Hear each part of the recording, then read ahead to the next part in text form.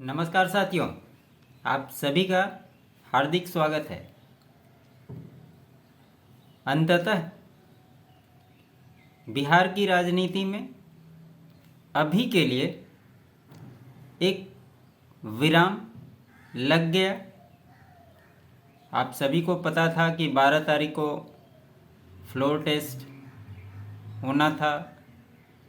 Speaker के खिलाफ अविश्वास प्रस्ताव लाया गया था। काफ़ी सारी चर्चाएं चली और ये भी साबित हो गया, इन सारी चर्चाओं को लेकर जब बात हो रही थी, इससे पहले के हमारे विश्लेषण में अगर आप जाकर देखेंगे तो मैंने स्पष्ट तौर पे कहा था कि सरकार को कोई खतरा नहीं है, कोई भी खेल नहीं होगा और सरकार अपना बहुमत साबित कर देगी। और कल उन खबरों पे मुहर भी लगी, क्योंकि हम कोई भी बात अगर आप तक पहुंचाते हैं तो उसके पीछे बहुत सारी जानकारियों और रिसर्च को देख करके ही किसी नतीजे पे पहुंचते हैं और तब वो बातें आप सभी तक पहुंचाते हैं। और यही कारण है कि सिर्फ यही नहीं, इससे पहले भी अगर आप हमारी बातों को मिलाकर देखेंगे, कई सारी बातें जो हमने कही है वो बातें सत्य साबित हुई है। चाहे वो ललन सिंह के अध्यक्ष पद से हटने की बात हो, नीतीश कुमार का अध्यक्ष बनना हो, एनडीए में वापसी की बात हो, ये तमाम चर्चाओं को जब भी मैंने कहा है और वो बातें सत्य साबित हुई है और कल भी हमारी बातें सत्य साबित हुई। खैर, सरकार ने तो बहुमत हासिल कर लिया। इससे इस बहुमत साबित होने के पहले ये बिहार की राजनीति में हॉट क्यों बना था? ये जिस दिन नीतीश कुमार ने सरकार का गठन किया था और उसके बाद तेजस्वी यादव ने एक बयान दिया था कि खेला होना अभी बाकी है, और उस दिन के बाद से राजद के कई विधायकों को इसमें बढ़ चढ़कर बोलने का आदत हो गया था और वो लगातार बोले जा रहे थे। और उसी कड़ी में पिछले 48 घंटों में आपने देखा किस प्रकार से कांग्रेस के विधायक हैदराबाद शिफ्ट हुए थे, आरजेडी के विधायक तेजस्वी प्रसाद यादव के घर पर थे, बीजेपी विधायक गया गए हुए थे, जेडीयू विधायकों को चाणक्य में रखा गया। तो कहीं न कहीं मैंने कल भी कहा था कि ये एक परसेप्शन बनाने की कोशिश की जा रही है और उसी परसेप्शन के तहत ये सारा चीज़ आपको देखने को मिला और यही हुआ भी। ऐसा कुछ होना नहीं था। कुछ चीज़ें हुई जो होनी तय थी, क्योंकि पहले भी ये बात हमने कहा है कि राजद के और कांग्रेस के कुछ विधायक क्रॉस वोटिंग करेंगे, इसलिए एनडीए की ये सरकार कॉन्फिडेंट है कि ये बहुमत हासिल कर लेगी। और कल सदन में ये चीज़ आपने देखा भी। और इससे बड़ी बात कि कि ये जो सरकार बनी थी, नीतीश कुमार ने तो वापस आ गए, आने का फैसला कर लिया, वो आ भी गए, सरकार भी बना ली, मुख्यमंत्री की पद की शपथ भी उन्होंने ले ली। लेकिन सबसे बड़ी बात इसमें ये थी कि इस सरकार को बचाने की जिम्मेवारी भाजपा की थी, केंद्रीय नेतृत्व की थी, और इसीलिए जो भी घटनाएं घटी, ये सारे घटनाक्रम में एक चीज़ आपको कॉमन दिखा होगा कि बीजेपी नेता लगातार मॉनिटरिंग करते हुए नजर आए, चाहे वो नित्यानंद राय का जीतन राम मांझी के यहाँ जाकर मिलना हो, समझाने की राजनीति हो, ट्रैक करने की राजनीति हो। किस प्रकार से कल खबरें चलती रही, विधानसभा सत्र शुरू होने के बाद भी कई जदयू विधायक कोई रास्ते में थे, कोई नहीं आ पाए, कोई कुछ तरह, बहुत सारी की घटनाएं घटी। लेकिन आप ये सोचिए कि बिहार में एनडीए की सरकार है और केंद्र में एनडीए की सरकार है। जो पार्टी खुद अपने विधायकों को ट्रेस नहीं कर पा रही थी, जिनका मोबाइल बंद था, कई लोगों से संपर्क किया गया, किसी का मोबाइल बंद था, उसके ड्राइवर का मोबाइल बंद था, घर वाले फ़ोन उठा रहे थे तो कह रहे थे कि हमें नहीं पता कि कहाँ है, उन विधायकों को भी ट्रैक कर लिया गया और उन्हें सदन में लाया गया। अब इसमें कौन सी मशीनरी काम कर रही थी ये तो हम नहीं कह सकते, लेकिन आप सभी इसको अच्छे से समझ सकते हैं। लेकिन इन तमाम चर्चाओं के बाद एक बात जो निकल कर सामने आई, उस पर बात होनी जरूरी है, और ये पूरे प्रकरण का केंद्र बिंदु भी यही है और यही रहा। पूरी चर्चा उसी शख्स पे हुई, और कहते हैं ना कि हारी बाजी को जीतने वाले को बाजीगर कहते हैं, और उस बाजीगर की भूमिका में कल जो शख्स नजर आया वो तेजस्वी यादव आए।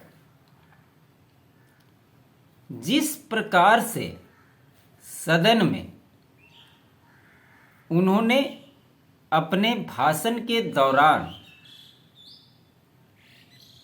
शब्दों का प्रयोग किया, किस प्रकार राजनीतिक शालीनता को उन्होंने दिखाया, इसके लिए तेजस्वी यादव को पूरी क्रेडिट मिलनी चाहिए। उन्होंने, और ये बात उस समय भी जिस समय सरकार गिरी थी और तेजस्वी यादव का बयान आया था, पहला रिएक्शन जब आया था, उस समय मैंने कहा था कि तेजस्वी यादव में जो कॉन्फिडेंस दिखा वो कल पूरे दिन सदन में भी नजर आया। जो तेजस्वी यादव नीतीश कुमार के साथ सरकार में थे और उनके पीछे खड़े रहते थे, कुछ भी नहीं बोलते थे, लगता था कि तेजस्वी यादव ने अपनी राजनीति को एक तरह से समाप्त कर लिए। वो तेजस्वी यादव वापस दिखाई दिए, और ये उनके राजनीतिक भविष्य के लिए एक शुभ संकेत है। या इसको यूं कहिए कि तेजस्वी यादव नीतीश कुमार के जाने से बच गए, और यहाँ से उनकी आगे की राजनीति कल के भाषण ये दर्शाते हैं कि वो 2024 में कुछ करे या ना करे, उनके लिए अभी बचे हुए कार्यकाल में जनता के पास जाकर अपनी बातों को रखने का पूरा समय है। अब इसको कितना वो रख पाते हैं ये तो भविष्य बताएगा, लेकिन जिस प्रकार से संसद में उन्होंने विधानसभा के पटल पे, चाहे वो नीतीश कुमार के लिए हो, विजय चौधरी और विजेंद्र यादव के लिए हो, सम्राट चौधरी के लिए हो और विजय सिन्हा के लिए हो, जीतन राम मांझी के लिए हो, जिस प्रकार से उन्होंने बोला वो काबिले तारीफ है। और उनकी बातों में परिपक्वता नजर आई। ये सही बात है कि जिस समय 2015 में महागठबंधन की सरकार बनी थी, उस समय के तेजस्वी में 2017 में जब नीतीश कुमार ने उन्हें नेता प्रतिपक्ष बनाया, जब छोड़ करके आए थे, उस तेजस्वी यादव में, और ये तेजस्वी यादव जो 17 महीने नीतीश कुमार के साथ सरकार में शामिल रहे, आप देखेंगे तो उनका ग्राफ काफ़ी बढ़ा। और आज जो 2019 और 2020 के विधानसभा चुनाव के समय तेजस्वी यादव नज़र आते थे, वो तेजस्वी यादव फिर से नज़र आने लगे। ये आगे की राजनीतिक भविष्य को तय करता है। और एक बहुत अच्छी बात ये लगी, जिस प्रकार से तेजस्वी यादव पहले नीतीश कुमार को जिन शब्दों का प्रयोग करते थे, पलटू चाचा, पलटू राम, बहुत सारी बातें, या जिस तरह से वो बोलते थे, उनकी बातें भी बहुत संयमित तरीके से उन्होंने रखी। किसी को बिना अभद्र भाषा का प्रयोग करते हुए अपनी बातों को जिस प्रकार से सदन में वो रख रहे थे, वो देखकर मजा आ रहा था। लग रहा था कि जो तेजस्वी यादव कहीं खो गए हैं, वो वापस से अपने लय में दिखाई देने लगे। और यहाँ से उनकी एक नई पारी की शुरुआत देखने को मिली। जिस प्रकार से उन्होंने नीतीश कुमार को कहा कि हम तो तब भी आपके साथ थे, हमने आपको बाहर से समर्थन देने की बात की और आप सरकार चलाते तो कोई मायका लाल सरकार गिरा नहीं सकता था। उन्होंने उन सारी चीज़ों को याद दिलाया, चाहे मंत्री हटाने की बात हो, दखल अंदाजे की बात हो, और सबसे बड़ी बात जो नौकरी की बात थी, उसके बारे में भी उन्होंने कहा कि हमने उस प्रयास को, उस फाइल को जब लेकर के गया था तो मुझे कहा गया कि पैसा कहाँ है। तब भी मैंने कहा कि पैसा का व्यवस्था करना होगा, और उसी प्रक्रिया के चलते जो नौकरियां दी गई वो सबके सामने है। और जब सरकार में हम रहेंगे और हमारे विभाग का अंडर में नौकरी दिया गया तो उसका क्रेडिट हम क्यों नहीं लें। ये एक बहुत अच्छी बात है।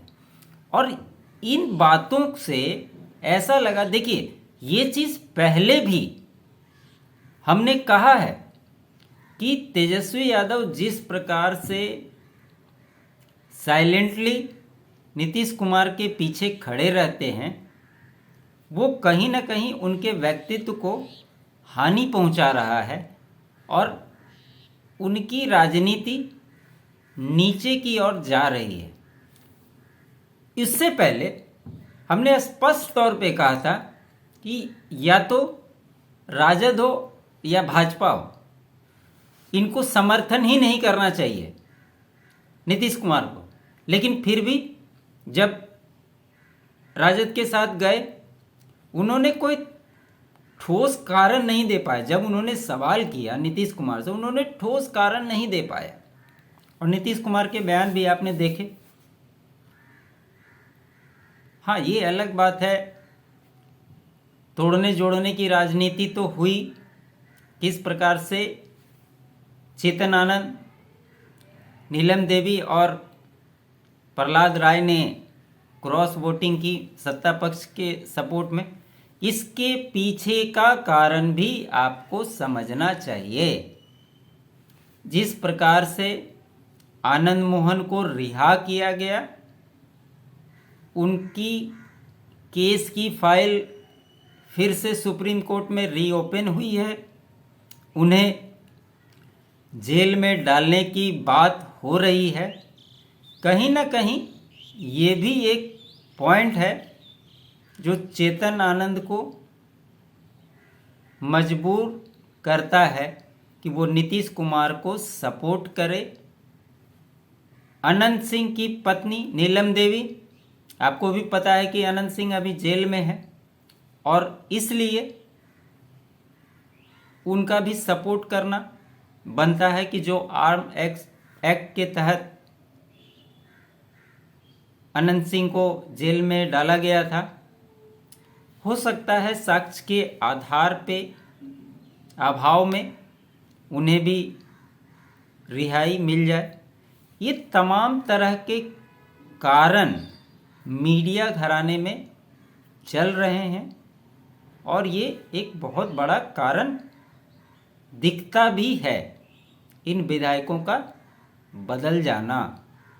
लेकिन इससे बड़ी बात ये है कि जिस प्रकार से तेजस्वी यादव कॉन्फिडेंट नज़र आए, भले वो सरकार से बाहर आ गए, लेकिन सदन में जाने के बाद जिस प्रकार से वो सहज थे, जिस प्रकार से उन्होंने अपनी बातें रखी, ये दर्शाता है कि उन्होंने अपने आप को जदयू से अलग होने के बाद बचा लिया। और ये भी आप जान लीजिए कि अगर ये सरकार महागठबंधन की 2025 तक चल जाती तो तेजस्वी यादव का भविष्य अंधकारमय हो जाता।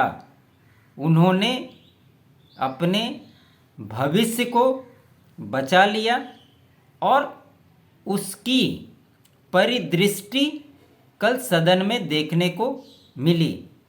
इसलिए मैं कहता हूँ कि जितनी सारी घटनाएं हुई वो तो सब कुछ पहले से तय था। सरकार बचनी थी, स्पीकर को हटना था, और इसमें एक बात और जो हमने कहा था कि नंद किशोर यादव बन सकते हैं स्पीकर। खबरें ये भी आई थी कि आज ही उनका नॉमिनेशन भी होने वाला है, लेकिन भाजपा है, अंतिम समय में क्या फैसला लेगी ये कहना थोड़ी जल्दबाजी होगी। लेकिन अगर कोई पेंच न फंसे तो आप नंदकिशोर यादव को स्पीकर के पद पे देखेंगे।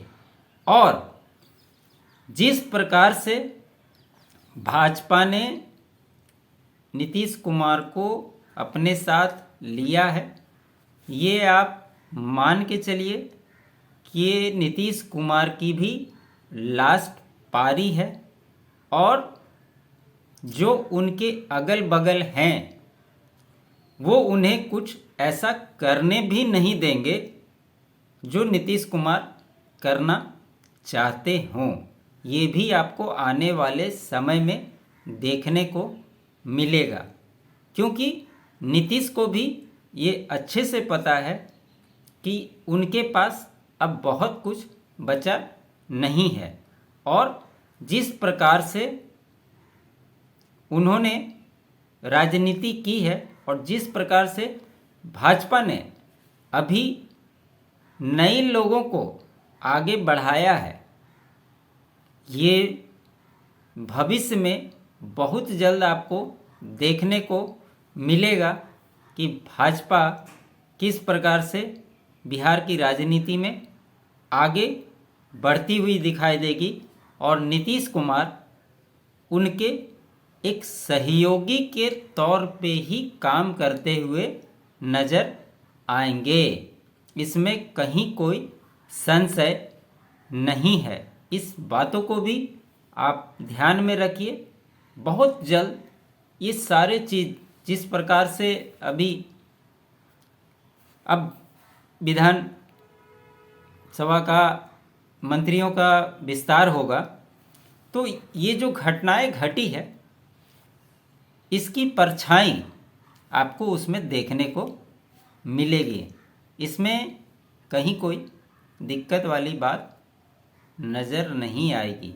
और जिस प्रकार से तेजस्वी यादव ने अपने आप को बचाया, यहाँ से अगर वो सही दिशा में राजनीति करते हैं तो 2025 में वो एक अच्छे कंपटीटर फिर से बनेंगे, इसमें कहीं कोई दो राय नहीं है। तो ये पूरे बातों का यही निष्कर्ष निकल रहा है कि भले ही बिहार में एनडीए की सरकार बन गई, लेकिन महफिल तेजस्वी यादव ने लूट लिया। आपको ये मेरा विश्लेषण कैसा लगा ज़रूर बताएं। अच्छा लगे तो लाइक करें, शेयर करें, और चैनल को सब्सक्राइब नहीं किया है तो ज़रूर से ज़रूर सब्सक्राइब कर लें। आप सभी का जुड़ने के लिए दिल से धन्यवाद।